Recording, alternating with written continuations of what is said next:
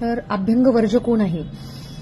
कफ वृद्धीने ग्रस्त रोगी, तसेच वमन विरेचनादी ज्यांचे शोधन कर्म झालेले आहेत अशांनी, आणि ज्यांना अजीर्ण झालेला आहे त्यांनी. जनरली बाहेर पण काही जण मावशी किंवा बाईकडून मालिश करून घेत असतात, परंतु त्याचा पण त्यांनी थोडा विचार करायला हवा.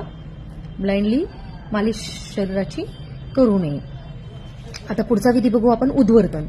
उद्वर्तन म्हणजे कषाय म्हणजे तुरट रसाची द्रव्य अभ्यंगानंतर सर्व शरीरातला अंगाला चोळणे म्हणजेच उठणे लावणे, याला उद्वर्तन म्हणतात. तर उद्वर्तनाचे फायदे म्हणजे काय? तर अंगावरचा जो तेलकटपणा आहे तो निघून जातो, त्वचा स्वच्छ आणि सुंदर होते, शरीरात वाढलेले कफ किंवा त्वचेखालील जी चरबी आहे ती कमी होते.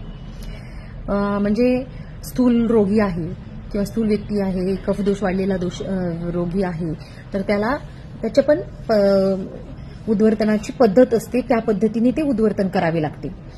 आणि त्वचा त्याच्यामुळे मृदू, कोमल, कांतिमान होते. तर चंदन, हळद, कचोरा, वाळा इत्यादी सुगंधी द्रव्याचे, कटू आणि कषाय रसाचे द्रव्य उद्वर्तनासाठी वापरावीत, पण शास्त्रोक्त पद्धतीनेच उद्वर्तन करून घ्यावे.